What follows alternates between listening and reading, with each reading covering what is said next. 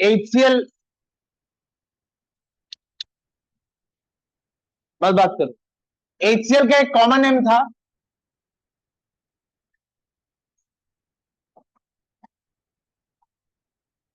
Muriatic acid.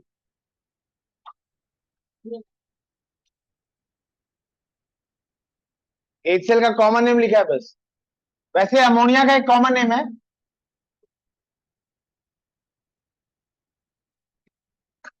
Alkaline air. Ammonia nitrogen का compound है ना।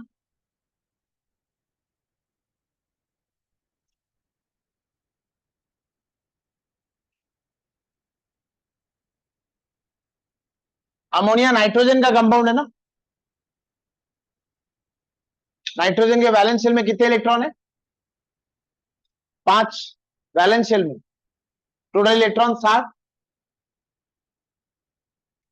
7 इलेक्ट्रॉन का अरेंजमेंट कैसा है? 2,5। नाइट्रोजन का नेचर क्या होगा? या तो वो 5 इलेक्ट्रॉन लॉस कर देगा।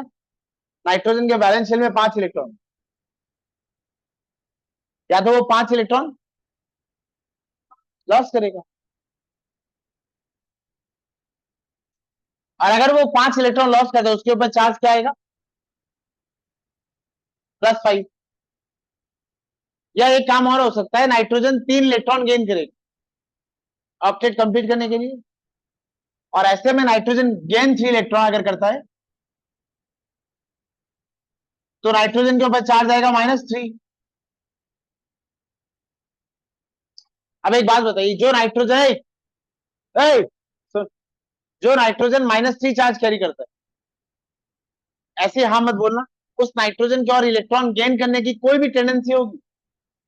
इसके वैलेंस शेल में 5 इलेक्ट्रॉन थे। Nitrogen has 5 electrons in its valence shell. ये 3 इलेक्ट्रॉन गेन कर चुका है, यानी इसका ऑक्टेट कंप्लीट। किसी भी अवस्था में नाइट्रोजन 4 इलेक्ट्रॉन गेन करेगा, किसी भी अवस्था में। इसके वैलेंस शेल में 5 इलेक्ट्रॉन। ऑक्टेट कंप्लीट करने के लिए कितने इलेक्ट्रॉन चाहिए? 3। मैक्सिमम ये कितने इलेक्ट्रॉन गेन कर सकता है? 3। और इसके बाद चार्ज क्या आएगा? माइनस। मैं कह रहा हूं अंडर एनी सर्कमस्टांसेस ये संभव है क्या नाइट्रोजन -3 से ज्यादा इलेक्ट्रॉन? 3। इंसान नहीं है वो। किसी व्यवस्था में नाइट्रोजन 3 से ज्यादा इलेक्ट्रॉन गेन नहीं करेगा, और उसके ऊपर -3 से ज्यादा नेगेटिव चार्ज उसके ऊपर नहीं आएगा। और अगर नाइट्रोजन 5 इलेक्ट्रॉन लॉस करता है, अच्छा आपने किसी में से ये नहीं पूछा कि नाइट्रोजन नॉन मेटल है, नॉन मेटल इलेक्ट्रॉन लॉस कैसे कर सकते हैं?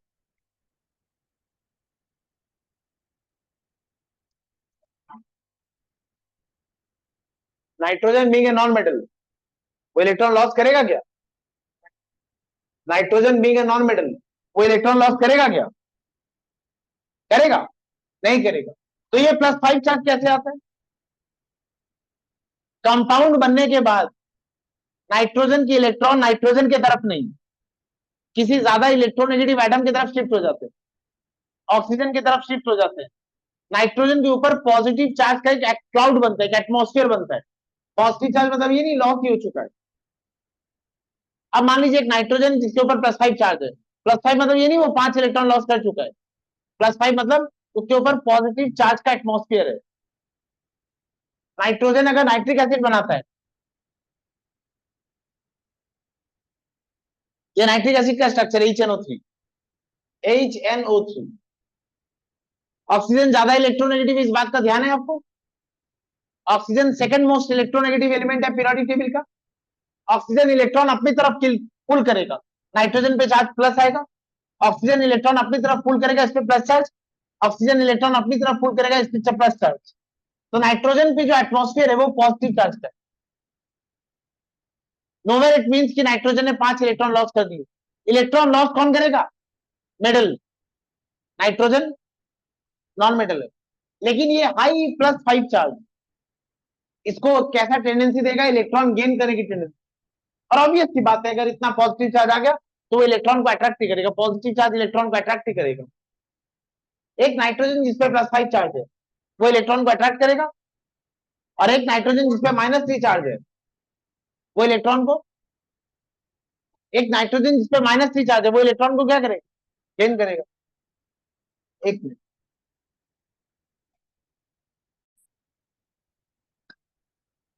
अब ये बताइए नाइट्रोजन पे अगर माइनस,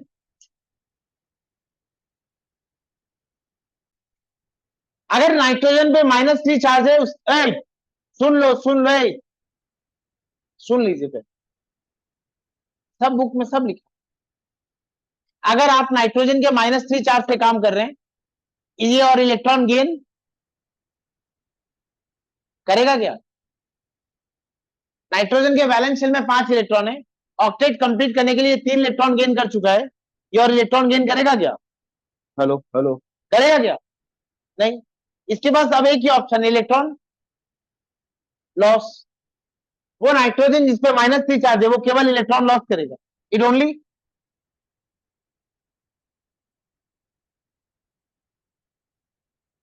लूजेस इलेक्ट्रॉन। और अगर ये इलेक्ट्रॉन लूज कर रहा है,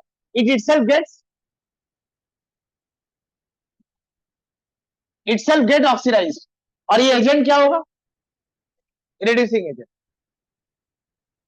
इसमें आइए, अगर नाइट्रोजन के ऊपर +5 चार्ज है, इतना पॉजिटिव चार्ज इलेक्ट्रॉन को अट्रैक्ट करेगा, और अगर वो इलेक्ट्रॉन को अट्रैक्ट करता है, इलेक्ट्रॉन को गेन करता है, तो उसका चार्ज कम होगा। कौन सा चार्ज कम होगा, पॉजिटिव की negative?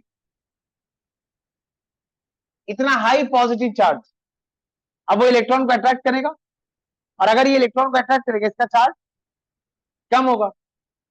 It gains electron, it accept electron, और अगर ये इलेक्ट्रॉन को एक्सेप्ट करता है, इसमें क्या होगा, रिडक्शन, और ये एजेंट क्या होगा, ऑक्सीडाइजिंग। सेम नाइट्रोजन, अगर नाइट्रोजन पे +5 चार्ज है वो ऑक्सीडाइजिंग एजेंट है, और यही नाइट्रोजन अगर इस पे -3 चार्ज है, ये रिड्यूसिंग एजेंट हो जाता है। अमोनिया, अमोनिया में नाइट्रोजन के ऊपर चार्ज क्या है, हाइड्रोजन के ऊपर कितना चार्ज होता है, +1। हाइड्रोजन पे +1 चार्ज होता है,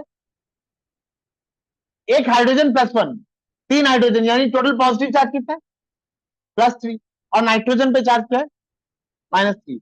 ammonia is one such compound जिसपे नाइट्रोजन पे चार्ज -3 है।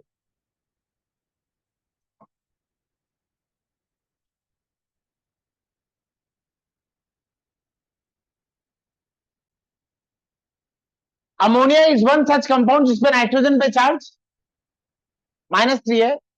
ये कैसा एजेंट होगा, ammonia with -3 charge will only act as, इसके पास एक ही ऑप्शन है, इलेक्ट्रॉन लॉस करने का, खुद ऑक्सीडाइज होने का, और रिड्यूसिंग एजेंट बनने का। Ammonia act as reducing agent. अच्छा, ये पहली बात आपको समझनी।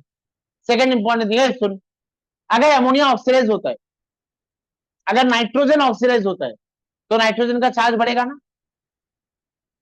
नाइट्रोजन का चार्ज बढ़ेगा ना।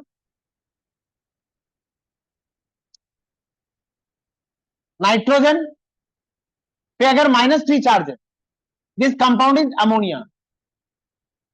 नाइट्रोजन का अगर लॉस ऑफ इलेक्ट्रॉन होता है, इधर आप जाएंगे, लॉस ऑफ इलेक्ट्रॉन हो रहा है, लॉस ऑफ। नाइट्रोजन पे अगर 0 चार्ज की बात करूं, दिस इज N2, N2। इसमें नाइट्रोजन का चार्ज कितना रहता है, 0।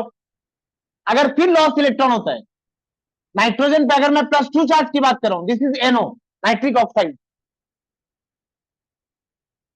ऑक्सीजन पे चार्ज क्या होता है, -2, और नाइट्रोजन पे चार्ज क्या होगा, +2।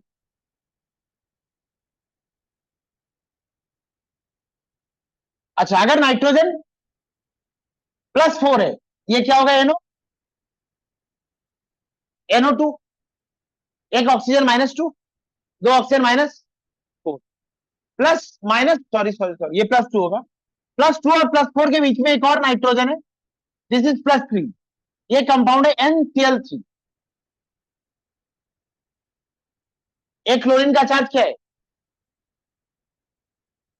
एक क्लोरीन का चार्ज क्या है -1, और 3 क्लोरीन होगा तो ये लॉस ऑफ इलेक्ट्रॉन है।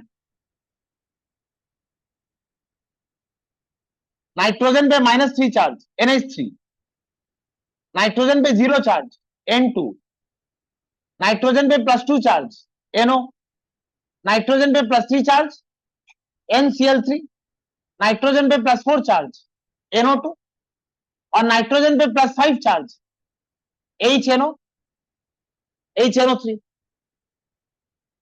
क्या लगता है चार्ज होना स्टेबल है या न्यूट्रल होना स्टेबल है? वो नाइट्रोजन जो -3 में, उसके लिए स्टेबल स्टेट क्या हो सकता है? एक नाइट्रोजन -3 स्टेट में, सुन लीजिए ना यार, 10 मिनट में चैप्टर पूरा चैप्टर समझ आ जाएगा। सारी मेहनत इसमें कर लो, सारे रिएक्शन ऐसे लिखने लगोगी। दोबारा सुनो, मेरे पास एक नाइट्रोजन है जो -3 में, इस पे चार्ज है। अच्छा ये बताइए चार्ज होना स्टेबल है या न्यूट्रल होना ज्यादा स्टेबल है? न्यूट्रल होना। अब आपके पास एक नाइट्रोजन है जो -3 चार्ज में, और अगर उसको इलेक्ट्रॉन लॉस करने का ऑप्शन मिलता है तो वो -3 से किस में आ जाएगा, 0 में, और ये स्टेबल होगा। मतलब एमोनिया की टेंडेंसी रहेगी कि अगर वो किसी रिएक्शन में पार्टिसिपेट करता है तो वो -3 से किस में आ जाए, 0 में। और नाइट्रोजन पे 0 चार्ज कब आ सकता है, अगर वो N2 का लॉस कर रहा है। तुम देखना एमोनिया के अक्सर रिएक्शन में नाइट्रोजन गैस इवॉल्व हो रही है। नाइट्रोजन जो एमोनिया में है वो इलेक्ट्रॉन लॉस कर रहा है, और वो क्या प्रोडक्ट बनाने की टेंडेंसी रखेगा, N2 गैस। अब इधर सुनो, इधर सुनो, अगर आपके पास एक नाइट्रोजन है जिसपे +5 चार्ज है, अब ये बताइए चार्ज होना स्टेबल है, नहीं, न्यूट्रल होना ज्यादा स्टेबल है। लेकिन अगर ऑप्शन ही नहीं है तो कौन सा ज्यादा स्टेबल होगा, वो जिसपे बहुत ज्यादा चार्ज है या वो जिसपे कम चार्ज है, वो इस पे कम चार्ज। तो अगर आपके पास नाइट्रोजन जिसपे +5 चार्ज है, जैसे कि HNO3, अगर ये कोई भी रिएक्शन में पार्टिसिपेट कर रहा है तो इसकी टेंडेंसी क्या रहेगी, चार्ज को कम करने की, और ये चार्ज को कम करके क्या बन सकता है, या तो NO2 या फिर NO। आप नाइट्रिक एसिड के ऑलमोस्ट सारे रिएक्शन में देखेंगे, नाइट्रिक एसिड जब रिएक्ट कर रहा है या तो प्रोडक्ट में NO2 मिल रहा है या प्रोडक्ट में NO मिल रहा है। ये बात समझे? अच्छा अब एक बात और, अगर रिएक्शन रूम टेम्परेचर में तो एमोनिया इलेक्ट्रॉन लॉस करेगा।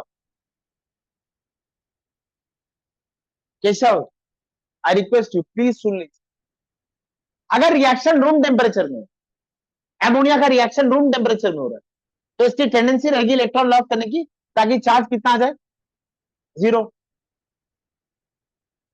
और अगर रिएक्शन थोड़ा हाई टेम्परेचर में करा रहा हूं तो इलेक्ट्रॉन लॉस होता रहेगा, और ये इलेक्ट्रॉन लॉस -3 से 0 तक होकर नहीं रुकेगा। मान लीजिए रूम टेम्परेचर में रिएक्शन हुआ, N2 गैस बन गई, और आपने इस रिएक्शन को हाई टेम्परेचर में कराया है, हाई टेम्परेचर, तो N2 के बाद भी नाइट्रोजन पे और चार्ज आ सकता है ना, यूं ही नहीं नाइट्रोजन पे 0 से प्लस चार्ज आ जाएगा। आपने टेम्परेचर देके रिएक्शन को आगे ले जाने की कोशिश की है। यू नो व्हाट, आप आयनाइजेशन पोटेंशियल पढ़ चुके हैं ना, क्या है ionization potential, the amount of energy required to remove an electron isolated neutral gaseous atom. जब नाइट्रोजन पे 0 चार्ज आ गया और आप उस पे 0 से भी ज्यादा चार्ज ले जाना चाह रहे हैं, मतलब आप लॉस ऑफ इलेक्ट्रॉन वाला प्रोसेस करवाना चाह रहे हैं, और उसके लिए आपको क्या प्रोवाइड करना होगा, आयनाइजेशन पोटेंशियल, यानी आपको एनर्जी देनी होगी। अगर आप टेम्परेचर देते हैं तो नाइट्रोजन अब लॉस ऑफ इलेक्ट्रॉन वाला प्रोसेस करेगा, लेकिन वो टेम्परेचर मामूली होगा कि बहुत ज्यादा होगा, इस पे मैं विचार कर सकता हूं। ये नाइट्रोजन मेटल है कि नॉन मेटल, नॉन मेटल। किससे इलेक्ट्रॉन लॉस इजी है, मेटल या नॉन मेटल, मेटल से इलेक्ट्रॉन लॉस इजीली होता है। नॉन मेटल से इलेक्ट्रॉन लॉस, नाइट्रोजन से इलेक्ट्रॉन लॉस कराकर, ये जीरो चार्ज है, एनो नहीं है, नाइट्रोजन से इलेक्ट्रॉन लॉस कराकर उसको पॉजिटिव चार्ज में ले जाना चाहते हो, दोबारा बोल रहा हूं, N2 आपके पास है और आप इलेक्ट्रॉन लॉस कराकर उसको पॉजिटिव चार्ज में ले जाना चाहते हैं, तो ये नॉर्मल किसी टेम्परेचर में होगा आपको लगता है? नाइट्रोजन से एनो बनना, नाइट्रोजन से एनो बनना, ये सिर्फ तभी होता है जब लाइटनिंग डिस्चार्ज होता है, and the temperature is around 2800 degree Celsius. आप समझ रहे गेम किस लेवल में चल रहा है? रूम टेम्परेचर में अगर रिएक्शन हो रहा है, रूम टेम्परेचर में अगर रिएक्शन हो रहा है, तो एमोनिया रिएक्शन करके क्या रिवेलेट करेगा? N2 gas. उसको पता है माइनस चार्ज रखने से ज्यादा जीरो रखना स्टेबल है, और अगर टेम्परेचर ज्यादा है, नॉर्मल कुछ नहीं, बहुत ज्यादा, तो फिर N2 इलेक्ट्रॉन लॉस करके कहां चला जाएगा? गया नहीं, आपने टेम्परेचर देके फोर्स किया है, गया तो बिल्कुल भी नहीं, जाना तो बिल्कुल भी नहीं चाहता है, वो आपने एनर्जी देके उसको आगे लेके गए, वो खुद से नहीं गए। ये बात समझ गए? ये पूरा गेम समझ आया? मैं हमारे सिलेबस से रिलेटेड सारे रिएक्शन लिख रहा हूं जहां ये सारी बात वैलिडेटेड होती है। अभी सिर्फ सुनते जाओ, रिकॉर्डिंग से नोट्स बना लेना। हाँ बोलो, बोलो, लिख लो, अब लिख लो चाहे।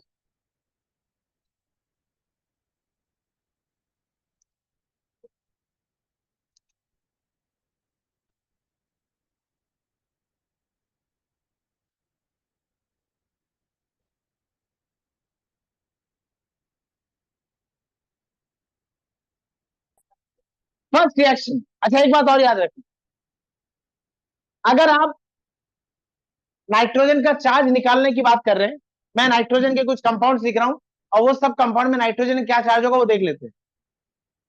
अगर किसी रिएक्शन में आपको नाइट्रोजन का चार्ज चेंज नहीं करना है, तो आपके पास दो ऑप्शन।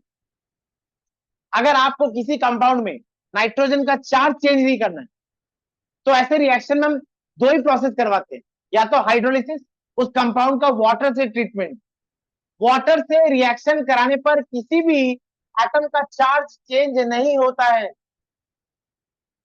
कान खोल कर सुन लीजिए, अगर आप किसी रिएक्शन में किसी कंपाउंड का रिएक्शन वाटर से करा रहे, वाटर से रिएक्शन कराने पर किसी भी एटम में चार्ज चेंज नहीं होता है, ना किसी का ऑक्सीडेशन होता है ना किसी का रिडक्शन होता है। और अगर आप हीट कर रहे हैं, डिकम्पोजिशन, डिकम्पोजिशन में भी कोई ऑक्सीडेशन रिडक्शन, कोई चार्ज चेंज नहीं होगा। ये बात समझा? और ये बात समझा? तुझे क्या बनाना है? अमोनिया। मैं कुछ नाइट्रोजन के कंपाउंड लिखा हूं, मुझे ये बताना है उस कंपाउंड में नाइट्रोजन के ऊपर चार्ज क्या है।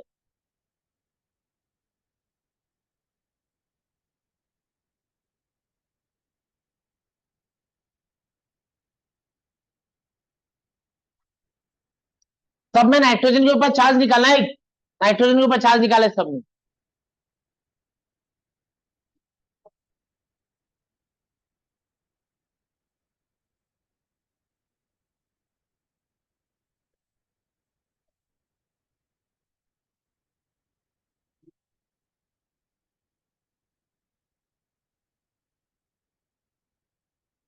इस पे कितना चार्ज है?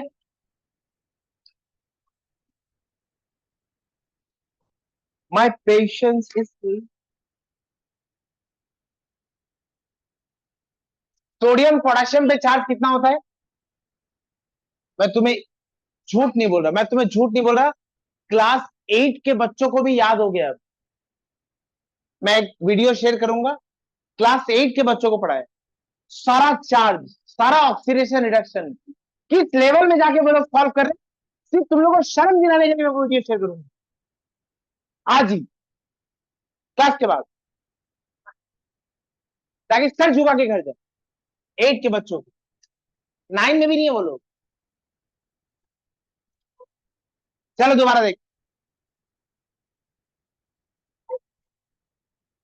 सोडियम पोटेशियम पे चार्ज कितना होता है? ऑलवेज सिल्वर पे चार्ज, हाइड्रोजन पे चार्ज +1, कैल्शियम मैग्नीशियम +2, एल्यूमिनियम पे charge always. Chromium idiot, chromium +3 and +6, इतना आपको याद होना चाहिए। चलो दोबारा देखो, कितनी बार लिखा है वो, मैग्नीशियम पे कितना चार्ज है, ए, कितना चार्ज है मैग्नीशियम पर, 3 मैग्नीशियम, एक मैग्नीशियम पर +2, 2 नाइट्रोजन है, एक नाइट्रोजन पे चार्ज मुझे नहीं पता, इसको x मान लेते हैं, is equal to 0, 2x equal to +6, 2x equal to -6, x equal to minus, यहां नाइट्रोजन पे चार्ज क्या है, -। अच्छा CH3N2, कैल्शियम पे चार्ज कितना होता है, कैल्शियम मैग्नीशियम पे charge always fixed, 3 calcium +2 x equal to 0, x equal to again -3। Aluminium पे चार्ज कितना होता है, एक एल्यूमिनियम है, एल्यूमिनियम पे चार्ज +3, नाइट्रोजन एक है, x equal to 0, x equal to minus, x equal to -3। ये तीनों कंपाउंड में नाइट्रोजन पे ऑलरेडी चार्ज कितना है, मान लीजिए मैं आपको बोलता हूं इनमें से किसी एक कंपाउंड को लेकर मुझे अमोनिया बना के दो, अमोनिया में नाइट्रोजन के ऊपर कितना चार्ज होता है, मतलब अगर आप ये कोई कंपाउंड लेते हैं और इससे आप अमोनिया बनाने की सोच रहे हैं, तो नाइट्रोजन पे चार्ज आपको चेंज करना है कि सेम रखना है, तो क्या रिएक्शन करोगे, या तो हीट करोगे या फिर वाटर से ट्रीट करोगे। चार्ज सेम रखने की दो ही प्रोसेस है, दो ही पद्धति है, या तो उसको हीट कर दो या फिर वाटर से ट्रीट कर दो। हम वाटर से ट्रीट करेंगे, मैं रिएक्शन लिख रहा हूं, मैं रिएक्शन लिख रहा हूं, ALN किससे रिएक्शन कराएंगे, एकदम वाटर से, प्योर वाटर से, वाटर वार्म होना चाहिए, वाटर वार्म होना चाहिए। मैंने कहा किसी भी एटम के ऊपर चार्ज चेंज, किसी भी एटम के ऊपर चार्ज, या एल्यूमिनियम के ऊपर कितना चार्ज है, और नाइट्रोजन के ऊपर, आप नाइट्रोजन -3 चार्ज का एक और कंपाउंड जानते हैं, what is that compound, ammonia, यहां अमोनिया गैस रिलीज होगी, और एल्यूमिनियम के ऊपर चार्ज हमेशा क्या होता है, +3, यहां भी +3 और यहां भी क्या होगा, +3, एल्यूमिनियम हाइड्रोक्साइड बन जाएगा, फॉर्मूला क्या होगा, AlOH होल थ्राइस, एल्यूमिनियम पे चार्ज +3 और नाइट्रोजन पे क्या रहेगा, -3। अच्छा magnesium nitride, again charge change होगा, मैग्नीशियम पे क्या रहेगा और नाइट्रोजन पे क्या रहेगा, क्योंकि आप वाटर से रिएक्शन करा रहे, मैग्नीशियम क्या बनेगा, हाइड्रोक्साइड, मैग्नीशियम हाइड्रोक्साइड का फॉर्मूला क्या होगा, होल ट्वाइस, और नाइट्रोजन क्या बनेगा, NH3, समझे। अच्छा लास्ट CH3N2, बोलो क्या होंगे प्रोडक्ट्स, प्रोडक्ट्स क्या होंगे, NH3 और COH, तीनों केस में वाटर वार्म रहेगा।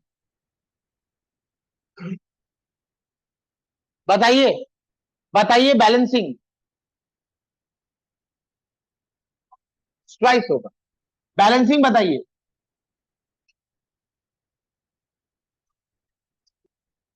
प्रज्ञा सुन नहीं रही है क्यों, कॉपी कहां है,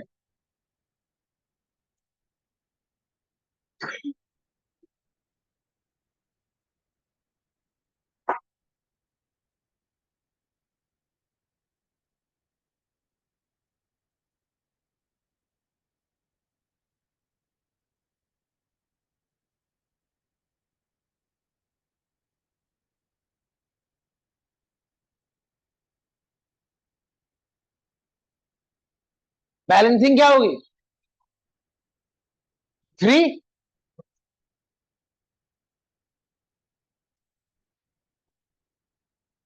इसकी बैलेंसिंग 1,6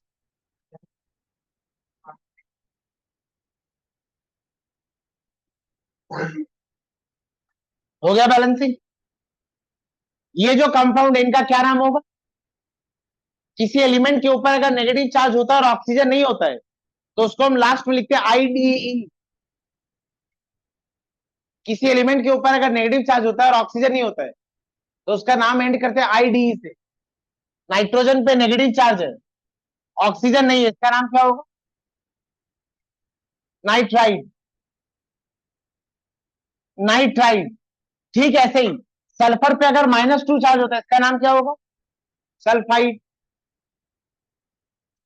ऑक्सीजन पे -2 चार्ज का नाम क्या है? ऑक्साइड। फॉस्फोरस -3 का नाम क्या होगा? Phosphide.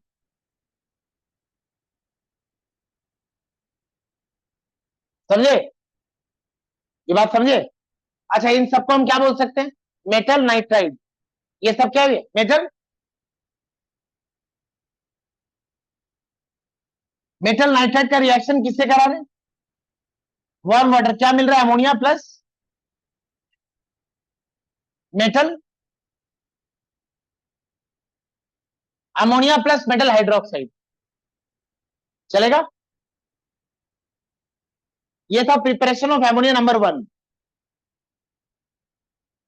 Preparation of ammonia number 1, reaction of metal nitride with warm water. अब एक नोट लिखो, नोट। बेटा समझा?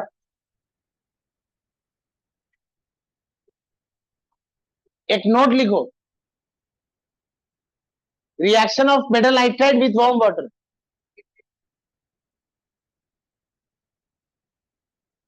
साइन आप समझी? Reaction of metal nitride with warm water. Reaction of metal nitride with warm water produces ammonia and metal hydroxide. Produces ammonia and metal hydroxide. But this reaction is not preferred. मैं ये नहीं कह रहा कि हम कराते नहीं है, हम प्रेफर नहीं करते। But these reactions are not preferred.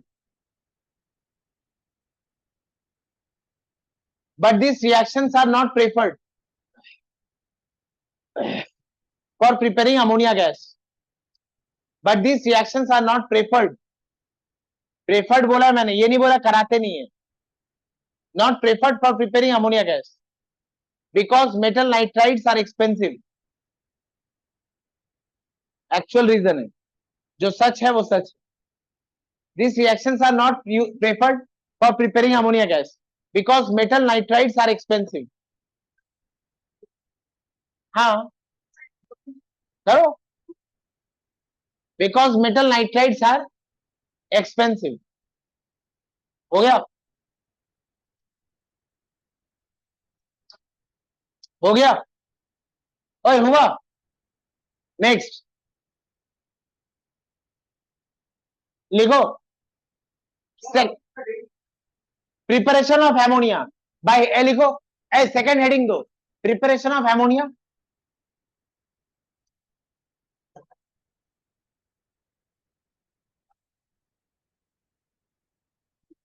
by heating ammonium salts with alkali. Second, preparation of ammonia by heating ammonium salts. By heating ammonium salts with alkali.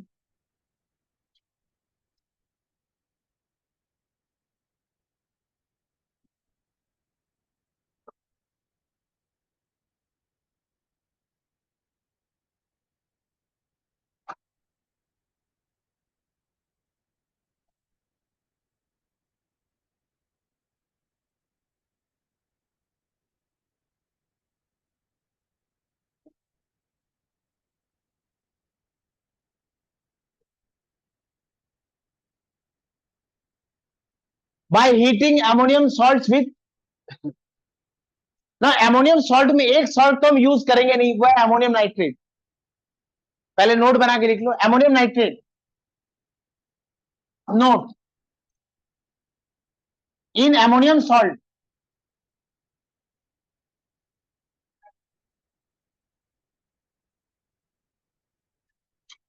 ammonium nitrate is not, पहले मैंने preferred लिखा था, मैंने लिखा not used. Ammonium salt में ammonium nitrate use नहीं करेंगे, explosive है, because ammonium nitrate is explosive.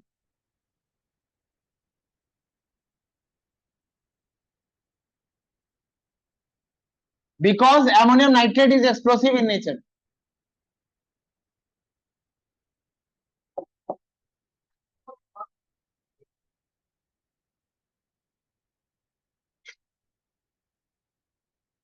समझे? समझे? समझे? अच्छा, क्या क्या सॉल्ट यूज कर सकते? Ammonium salts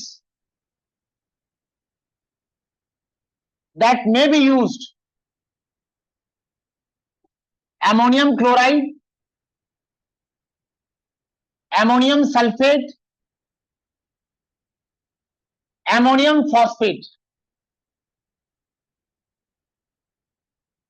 Note, all ammonium salts are soluble in water.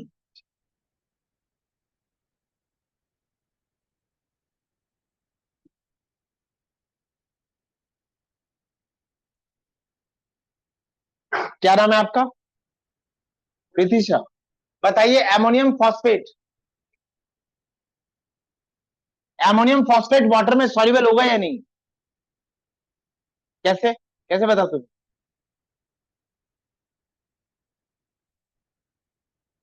हाँ, एमोनियम के सारे सॉल्ट्स वाटर में, एमोनियम, सन इज द, आपने पढ़ा है कभी? बहुत पुराने जमाने में एक कहावत थी, sun is the ultimate source of energy and all ammonium compounds are soluble in water. पहले ये स्टेटमेंट जब लोग पढ़े लिखे थे एक साथ बोला जाता था, all ammonium compounds are, no exception,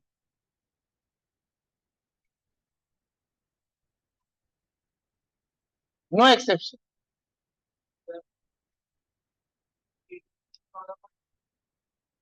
Chemistry is all about explanations, all about explanations. If you think chemistry is all about exceptions, change your company.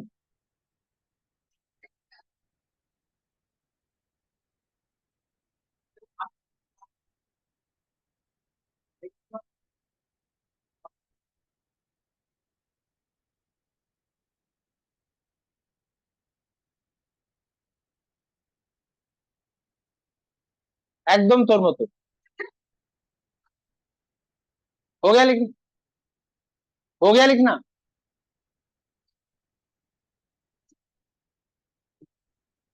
Alkali that may be used,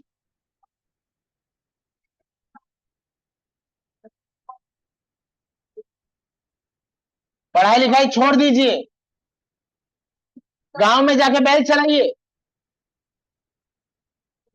alkali, alkali में क्या क्या use कर सकते हैं? NaOH, KOH और नियम क्या कहता है? स्ट्रॉन्ग एल्काली डिस्प्लेसेस, रूल है स्ट्रॉन्ग एल्काली displaces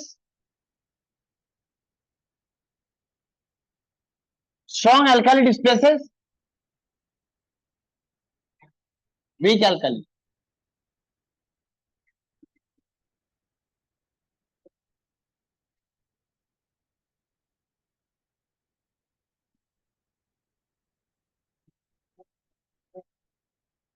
नाइट्रोजन वाला एल्कली वीक होता है, NH4OH weak alkali, NH4OH weak alkali, NaOH strong alkali, KOH strong alkali calcium hydroxide strong alkali, और स्ट्रॉन्ग एल्कली वीक एल्कली को डिस्प्लेस कर ही रहे। इतना, ये जो बोर्ड पे इंफॉर्मेशन लिखा हुआ है ये बहुत सफिशियंट है रिएक्शन को समझने के लिए। शायद क्या हम रिएक्शन लिख सकते हैं? कौन सा अमोनियम सॉल्ट यूज नहीं करेंगे, क्वेश्चन आता। आगे बढ़े।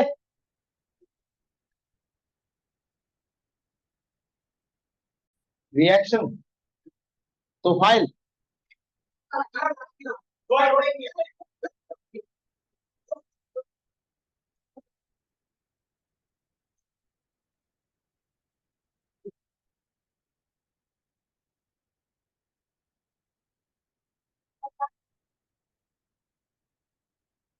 अनपढ़ सुन।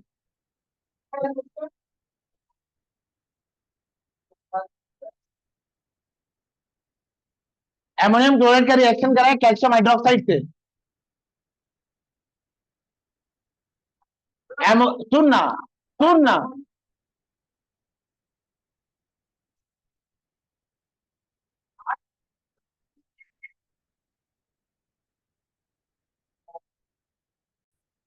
ये अमोनियम सॉल्ट है, ये अमोनियम सॉल्ट है, ये अमोनियम सॉल्ट है। ये अल्कली है। स्ट्रॉन्ग है कि वीक है? स्ट्रॉन्ग है। ये स्ट्रॉन्ग अल्कली वीक अल्कली को डिस्प्लेस करेगा। कैल्शियम का क्या बनेगा? कैल्शियम का क्लोराइड और एमोनियम का। अब इसको बैलेंस कीजिए इसको।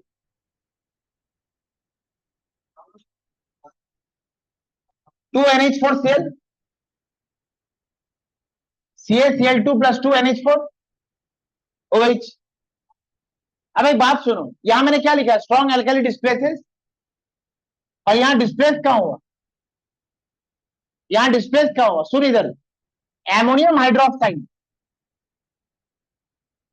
इसको अगर आप हीट करते तो ये NH3 प्लस H2 देगा आपको।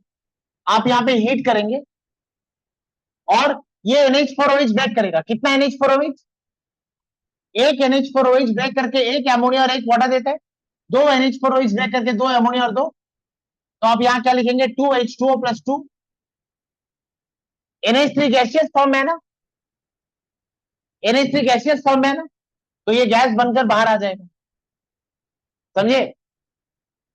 अब सुनो जरा। हाँ, क्लास के बाद मुझे भी तुमसे बात करनी है। आज जरूरी बात करनी है। हमें लगता है हमें लगता है हमें हमें बात करनी चाहिए। हाँ, दे दीजिए। ये आपने क्या लिया है? एमोनियम। ये आपने लिया था एमोनियम क्लोराइड और इसमें आपने क्या डाला था? Calcium hydroxide. ये आपस में रिएक्शन किया। स्ट्रॉन्ग एल्कली के आते ही वीक एल्कली को बाहर जाना पड़ेगा। डिस्प्लेसिस का ये मतलब है एक इम्यान में दो तलवार नहीं रह सकती, एक बीकर में दो बेस नहीं रह सकते, दो एल्कली नहीं रह सकती। कौन रहेगा? स्ट्रॉन्ग। वीक को बाहर जाना पड़ेगा, वीक को बाहर जाना पड़ेगा।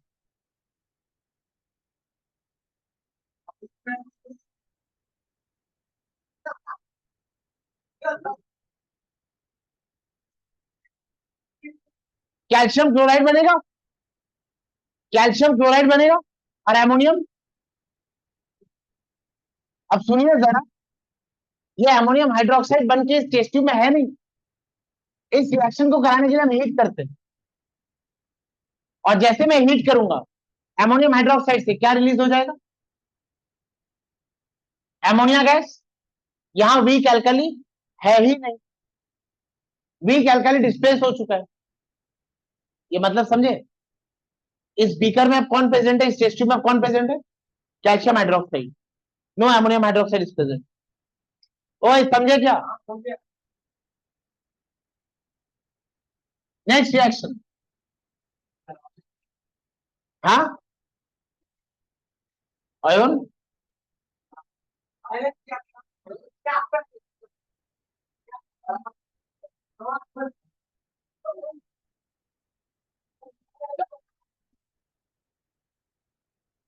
बताइए इसके प्रोडक्ट क्या होंगे? एमोनियम सॉल्ट है, एमोनियम सॉल्ट है, स्ट्रॉन्ग एल्कली है। सुनो ना, yes, K2SO4 plus NH4, K2SO4 plus 2NH4OH का, और ये 2NH4OH ब्रेक हो गया, फिर क्या देगा मुझे? 2H2O प्लस 2NH,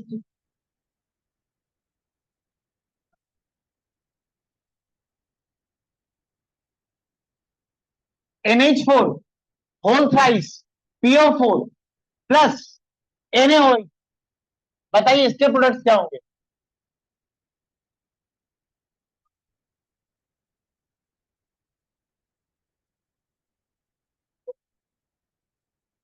फॉस्फेट की वैलेंसी कितनी है?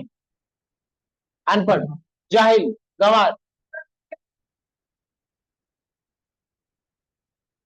सल्फेट -2, फॉस्फेट माइनस, फॉस्फेट -3, क्या मिलेगा product? Na3, Na3PO4 plus 3NH4, समझे क्या? और फिर प्रोडक्ट क्या मिलेगा?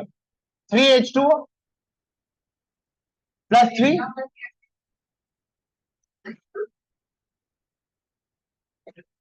ऐसा काम नहीं करोगे?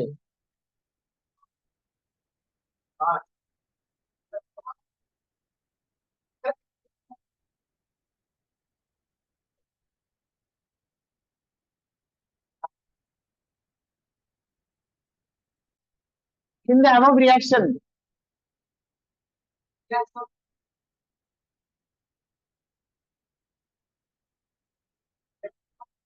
in the above reactions, the alkali that is used,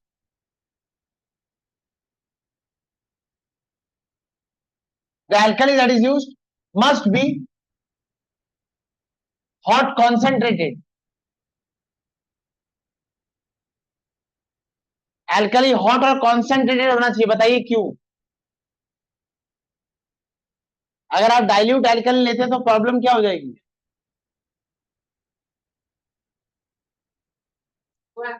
yes, आपने आंसर सही दिया था। अगर आप डाइल्यूट एल्कली लेते हैं तो उसमें वाटर प्रेजेंट होगा और एमोनिया गैस वाटर में डिजोल्व हो जाएगी, हमें एमोनिया गैस नहीं मिलेगी। इफ डाइल्यूट एल्कली, क्वेश्चन आता है question, if dilute alkali is taken, ammonia gas that is produced, ammonia gas that is produced will be dissolved,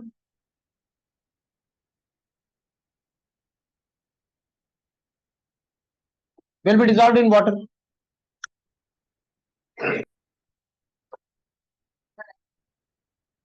But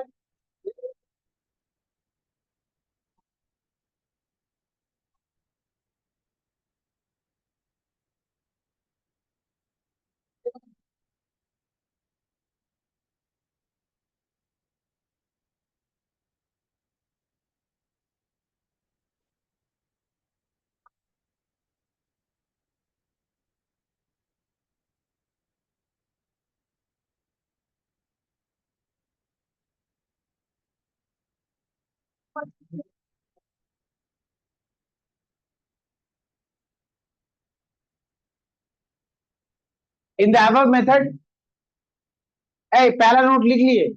पहला नोट क्या था? alkali should be used hot and concentrated. Second note,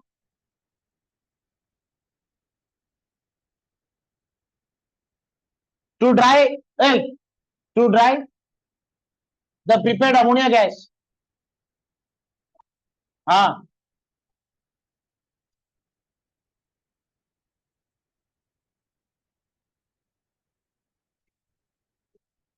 to dry the prepared ammonia gas, the drying agent that is used, the drying agent that is used is quicklime.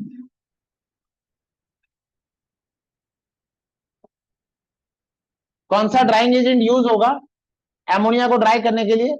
उसका नाम quicklime है, calcium oxide. क्यों ना? क्यों? Both being basic, both being basic does not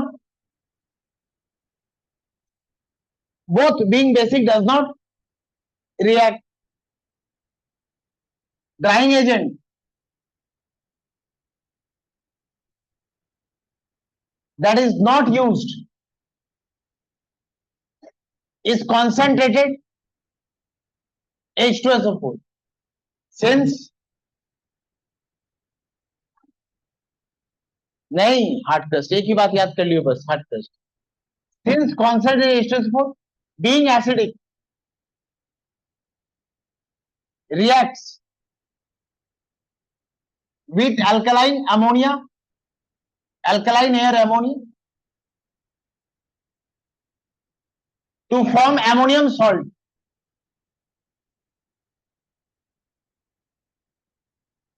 To form ammonium salts, ammonium sulfate.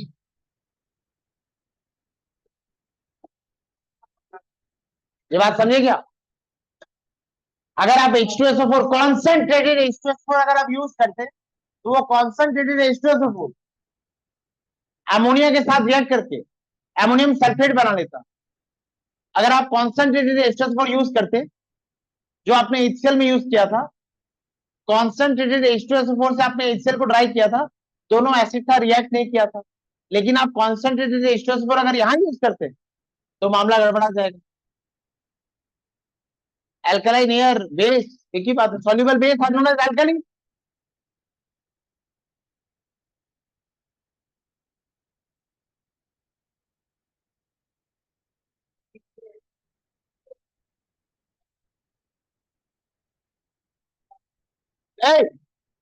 Okay, तुम्हें पता है all ammonium compounds are soluble in water, but one compound of ammonia is insoluble in water.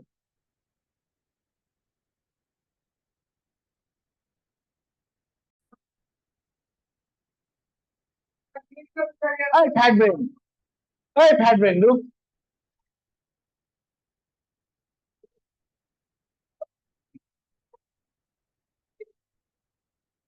हो गया लिखना, लिखना हो गया.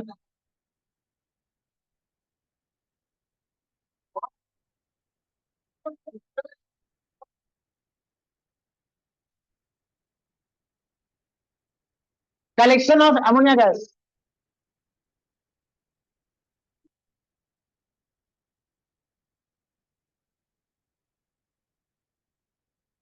Collection of ammonia gas.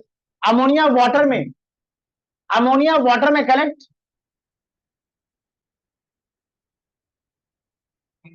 Ammonia is not collected over water.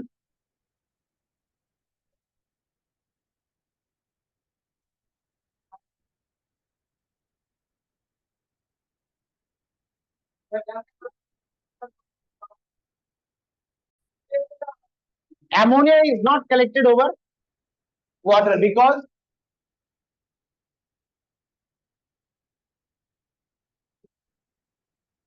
ammonia is highly,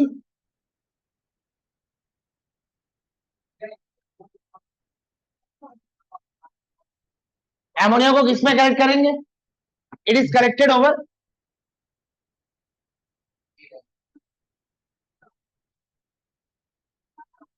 it is collected with, it is collected with air और over air, बात एक ही है. बताइए एयर का वेपर डेंसिटी कितना था? Vapour density of air is 14.4 and vapour density of ammonia is 18.8.5.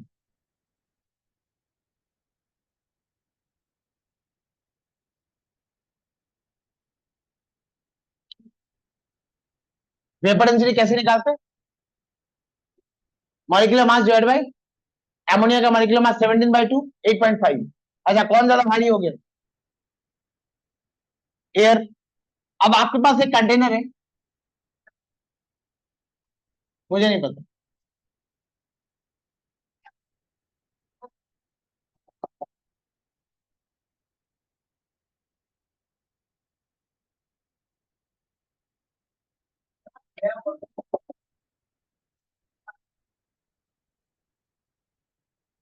क्या होगा, कौन सा ऊपर भागेगा?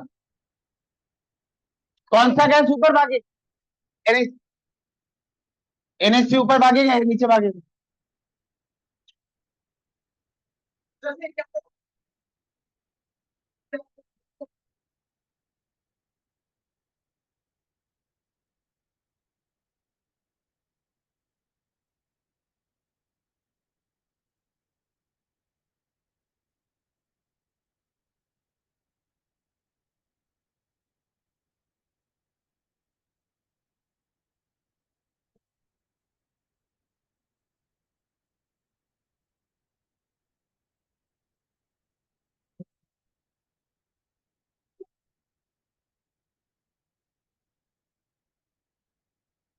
Ammonia being lighter, ammonia being lighter is displaced upward, and air being heavier. कैसा गधा आदमी, क्लास में बैठ के फोन चला रहा। चुप, नोट लेना तू।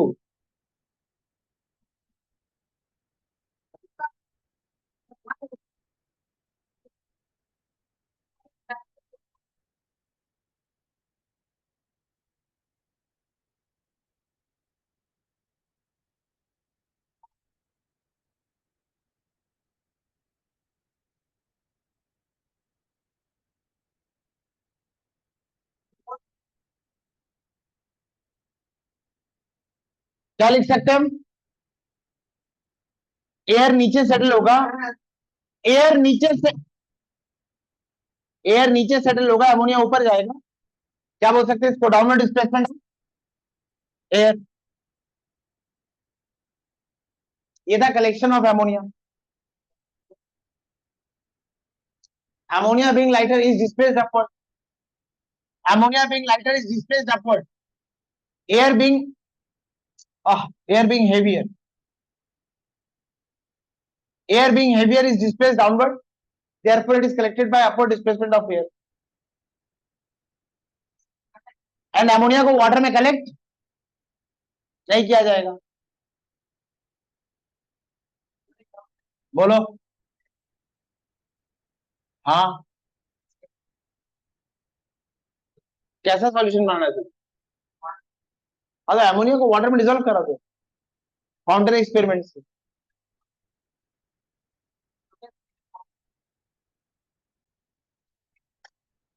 Fountain experiment with respect to ammonia.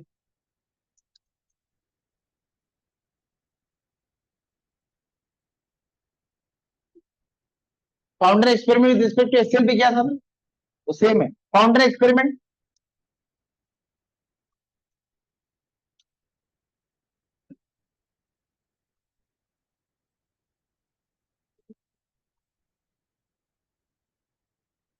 Fountain experiment with respect to ammonia.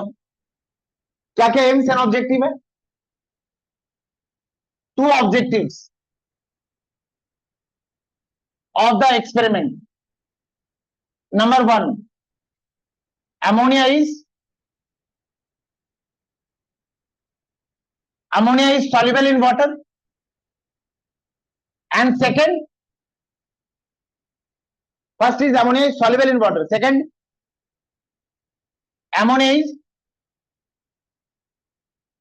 alkaline in, ammonia is alkaline in nature. HCl क्या था? soluble in water and acidic in nature. ammonia को क्या देखेंगे? soluble in water and alkaline in nature.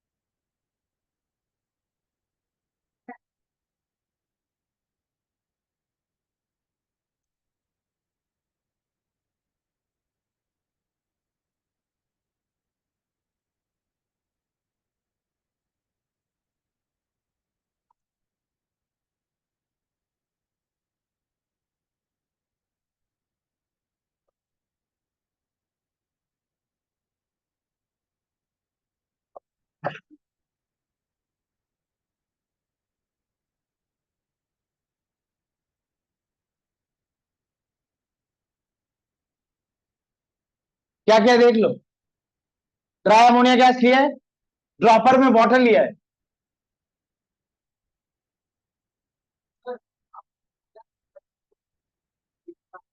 लिखा है तो blue litmus. अच्छा अब हम क्या करेंगे, सुनो इधर, ड्रॉपर को स्क्वीज करेंगे, यहां वाटर आएगा, ड्राई अमोनिया गैस वाटर में डिजॉल्व हो जाएगी, यहां गैस की मात्रा कम होगी, तो यहां प्रेशर फॉल करेगा, ड्रॉपर को स्क्वीज करेंगे, वाटर बाहर आएगा, अमोनिया गैस अगर सॉल्युबल है तो वाटर में डिजॉल्व हो जाएगी, बहुत सारी गैस डिजॉल्व हो गई, तो यहां प्रेशर फॉल करेगा, यहां जैसे ही प्रेशर फॉल करेगा, यहां एटमॉस्फेरिक प्रेशर ज्यादा है, यहां एटमॉस्फेरिक प्रेशर ज्यादा लगेगा, और यह एटमॉस्फेरिक प्रेशर इस कैपिलरी ट्यूब से ब्लू लिटमस सॉल्यूशन को ऊपर लेके आएगा, एंड अमोनिया अगर अल्कलाइन है it turns blue litmus red. यहां आपको कौन सा फाउंटेन मिलेगा, ammonia turns blue litmus red. ये बात समझे, ये बात समझे,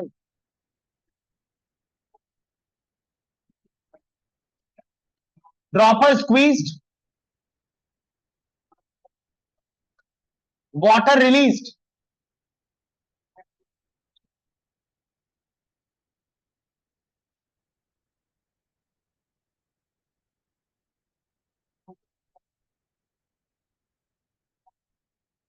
ड्रॉपर स्क्वीज्ड, नहीं, ये इसमें हो क्या रहा है वो लिखा दे रहा हूं, एग्जाम के पहले आपको डाउट होता है, एक बार ये बता दीजिए दोबारा क्या हुआ। हाँ, मुझे यहाँ रेड लिटमस लेना चाहिए था, ये बहुत बड़ी मिस्टेक कर दी मैंने, रेड लिटमस, अरे वो HCl के लिए किया था, ये अमोनिया के लिए कर रहे हैं।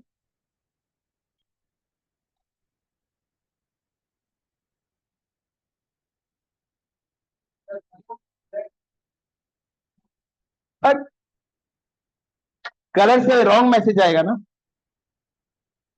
Red litmus blue, blue fountain, यही सब मैं यहां लिख रहा हूं। Water squeeze, sorry dropper squeeze, water release in the flask containing dry ammonia gas, second dry ammonia being highly soluble, being highly soluble in water dissolves in it. Number 3, pressure in the flask, pressure in the round bottom flask drops suddenly, red litmus solution is raised through capillary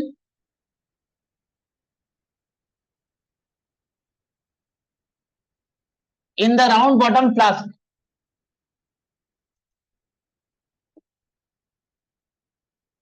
ammonia solution formed,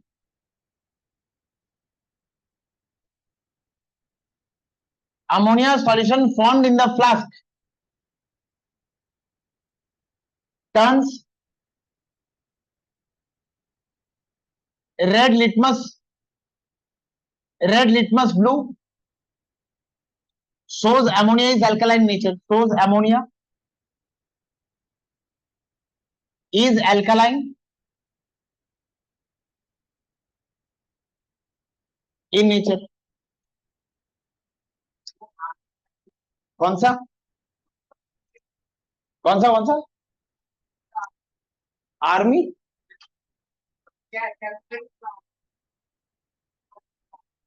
round bottom flask,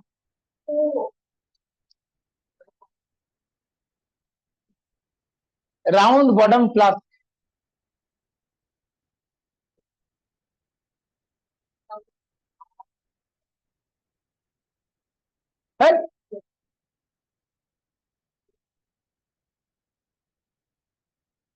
round bottom plus, ठीक है तो है।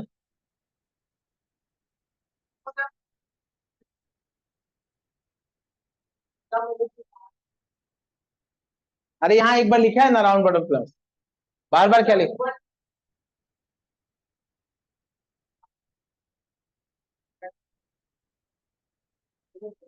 तुमको allowed नहीं, मुझे allowed है लिखना है। क्या? Ammonia solution form in the flask turns red litmus blue.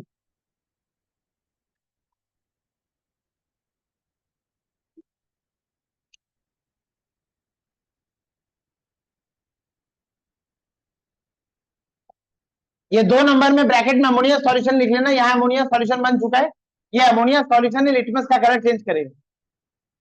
और यहाँ एक बहुत शानदार क्वेश्चन आता है। Yes,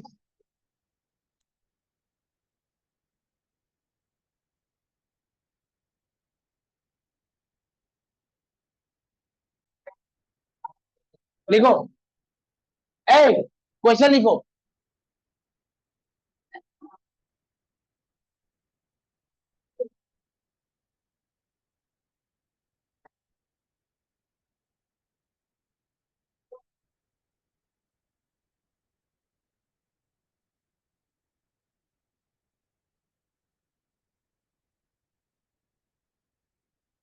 dry ammonia gas, dry ammonia gas shows no change in litmus. Why? Why? Dry ammonia gas shows no change in litmus.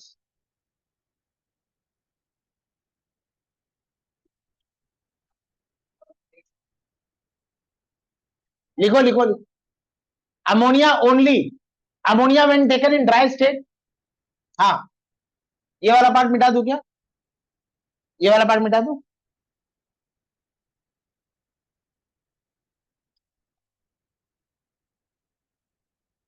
Answer, dry ammonia gas, dry ammonia gas does not dissociate,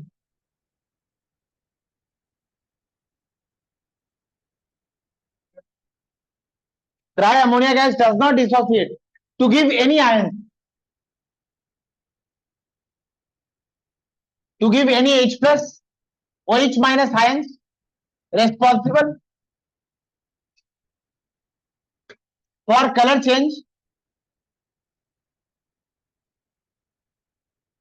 in litmus। ये बात समझे क्या?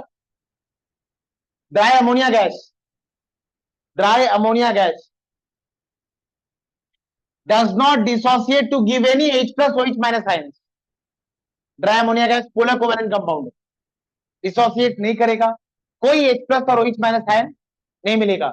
Litmus, litmus के बारे में हम सुनेगा तब तो समझेगा।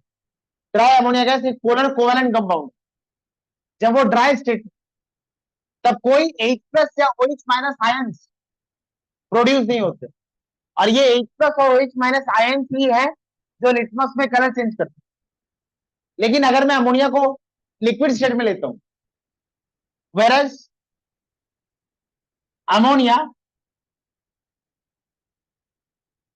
इन aqua state,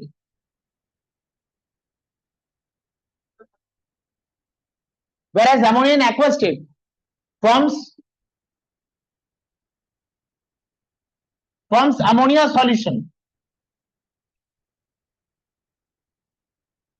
NH4OH,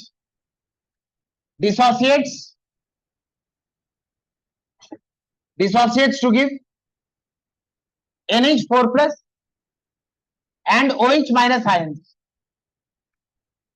responsible for color change, responsible for color change in the litmus। समझे? ये बात समझे?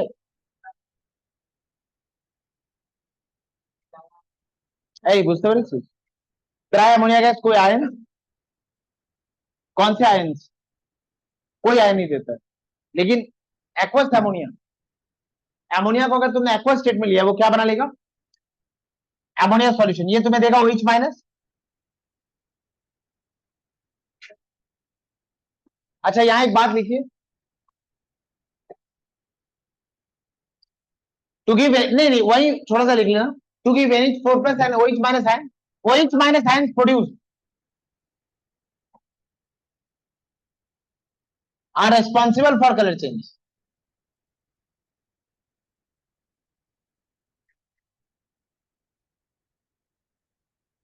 ये दोनों आयन प्रोड्यूस होंगे, लेकिन colour change OH minus ion करेगा, ठीक है।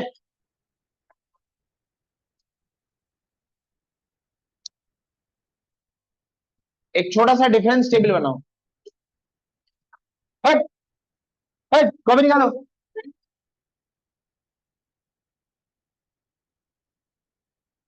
ठीक, सर।